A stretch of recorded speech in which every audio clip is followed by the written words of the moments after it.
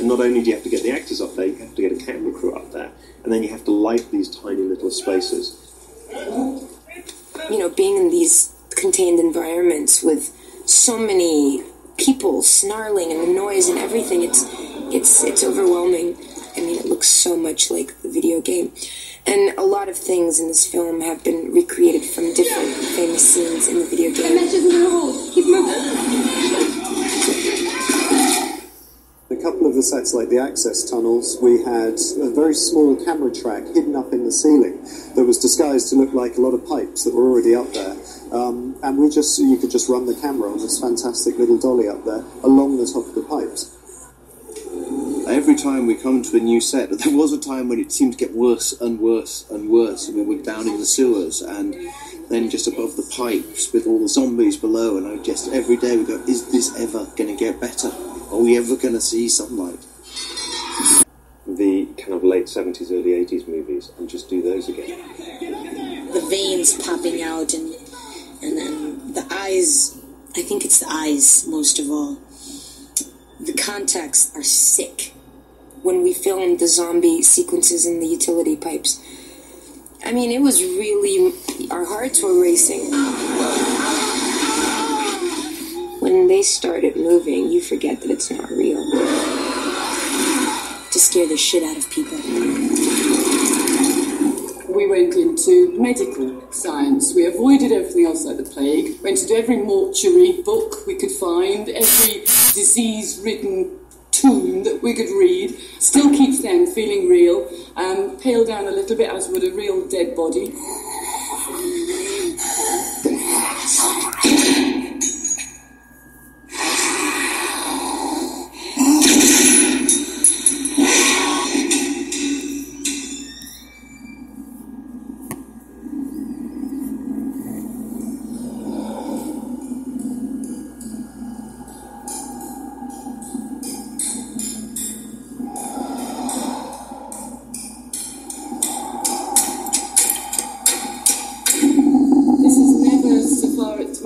Ever been done. Dogs have had little outfits put on them, dogs have had wounds put on them, but no one has ever tried to give the feeling of a skinned dog before. No, not too. It's tough enough to work with animals, but then to work with animals that are supposed to be decomposing, to put makeup on an animal is incredibly difficult. It's not like working with actors, because actors don't lick the makeup off their faces, and actors don't shave.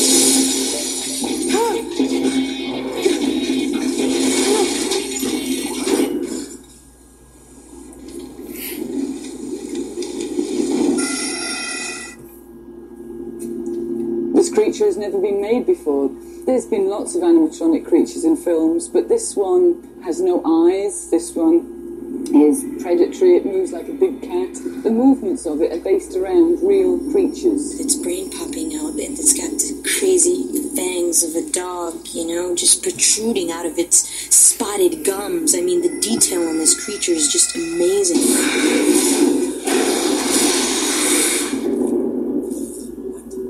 What the fuck is that? One of the hive's early experiments, produced by injecting the T-virus directly into living tissue. The results were unstable. Now that it has fed on fresh DNA, it will mutate. The creature is a licker. It's a form of licker. It's been developed by the Umbrella Corporation by injecting the T-virus into living tissue. But it's unstable. And when the licker begins to feed upon the DNA of another living being, it begins to mutate.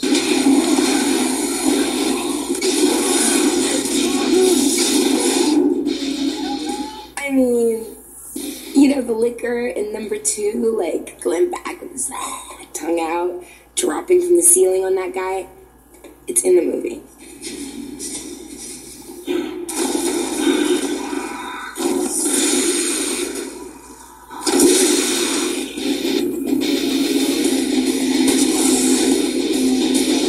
We wanted to make it a lot more powerful, a lot more threatening.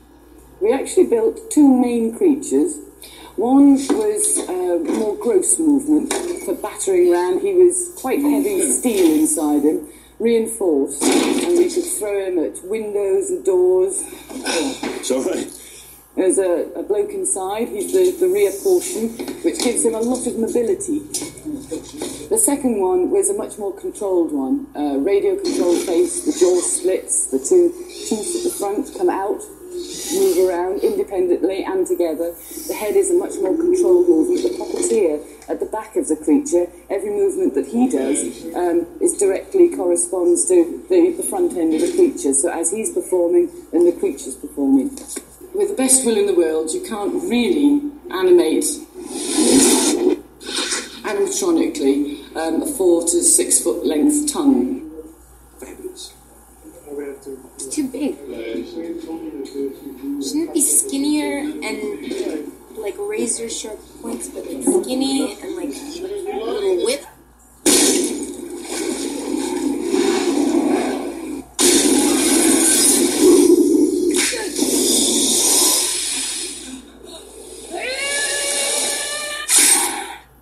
This is an early design for the tongue. What Penny's doing here is doing different muscle setups in the neck, so each muscle has a different control. So every time he moves his head, everything reacts correctly with it. So when he attacks his prey or whips his head, the character setup is a bit more complicated because it actually doesn't have skin. It's just all muscle and sinew. I just realized where you placed this chair. I think I'm over the trap door where the creature falls to. I'm afraid to look down. Stay away from the button.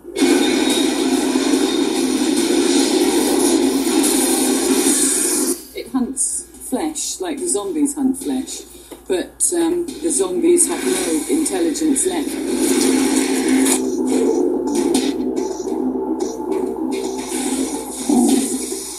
I really wish that I would die, like, being gutted out alive by that creature, because he's just so sick and morbid. I was like, God, if only I could have one of those on a leash.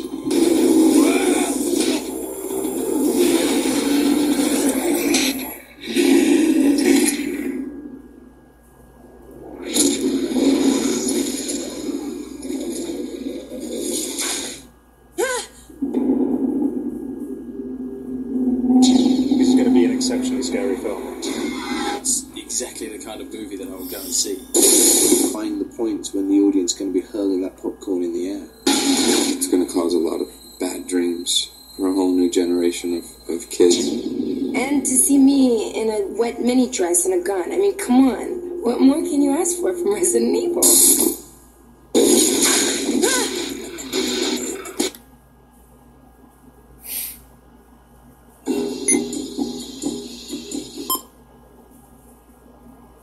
I'm a huge fan of early John Carpenter films, Assault on Precinct 13, Halloween, The Fog, and the kind of scores that those movies had. They were very aggressive, intense, electro-based scores. You know, they weren't traditional orchestral scores in any way. And what we wanted was something like that.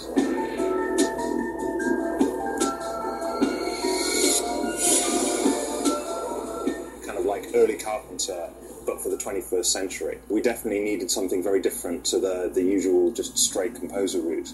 And that's why, you know, we came up with the idea of pairing Marco and Manson, because, you know, I felt they'd be very, very complementary if we could actually pull it off. And when we talked about it, everyone said, you're insane, it'll never work, you know, you'll never be able to get them. But, you know, I was a huge fan of Marco's because of the Scream movies, and Mimic as well. It was a fantastic score. So I'm scared to death of horror movies. I think the first horror movie I've seen was Scream. But the thing it does lend itself to, scary movies and horror movies, it does lend itself really well to exploring different timbres, orchestral timbres, and 20th century music techniques, which, you know, I'm a big fan of. I think that's why this is sort of a genre thing that has worked out. Well, whenever I write music for my own albums, I've always got some sort of image or scene, or I'm often kind of making a concept of a record to begin with. So it was always a dream of mine to be able to compose music to an image, because I don't feel you can have one without the other. So I wanted to take what I do in rock music and translate that into scoring without writing rock songs. And I wanted to try and make this very much unlike my music that I normally do with my band, but still make it exciting. Red to the hive.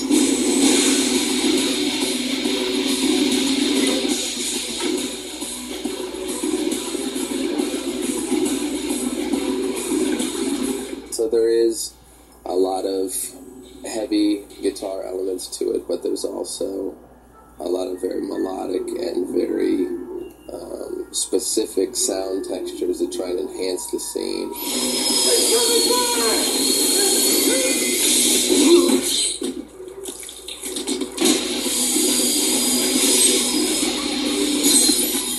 There were 3 elements that I noticed right off the bat from the film that I wanted to incorporate into everything I did.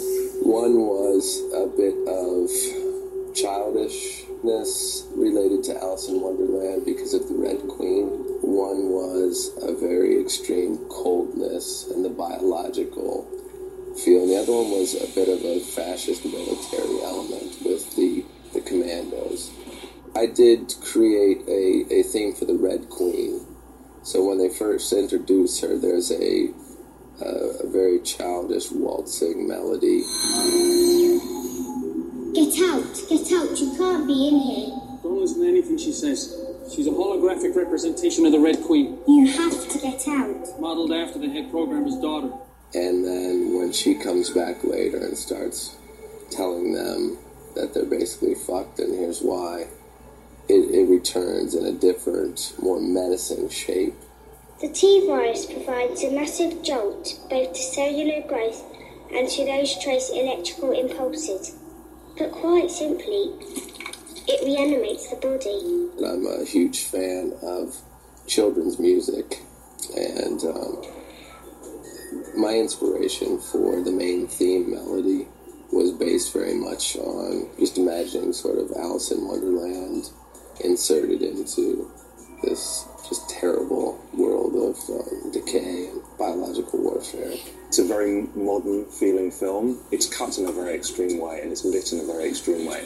And for me, I mean, the best way I can describe it is very modern. It's very glacial. And it needed a kind of modern sound to go with it. I think the action scenes are probably the ones that are the most exciting.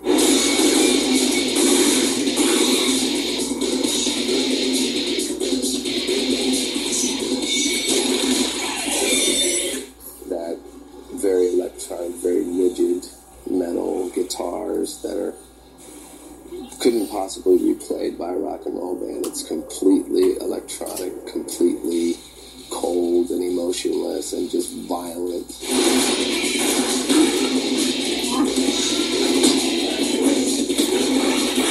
Because it's electronic, it gives the kind of grind and the relentlessness of what the zombies are. You know, they just keep coming and coming and coming. And this music just keeps going and going and going, and it doesn't change. From the first time I went over to his studio and saw it, what he was doing, the sounds that he was creating, I knew that he was approaching it from a scoring point of view rather than from a song point of view. I noticed when I would, go to his studio that he, writes out the sheet music traditionally. Mine are sort of like drawings and more descriptions and shapes. And, the notes are written down, D, E, F, and R.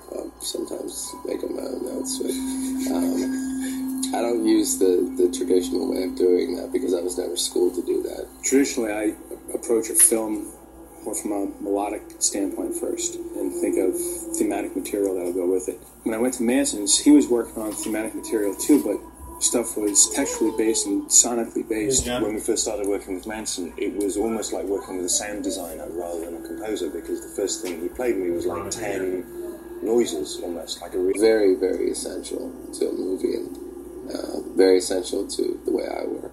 For instance, if like Neil is walking down an empty hallway, you want to play the ambience of that it is what it is and that it's scary, and just, it can either be a sound effect type of thing, or it could be a musical thing that borders on a sonic representation of that.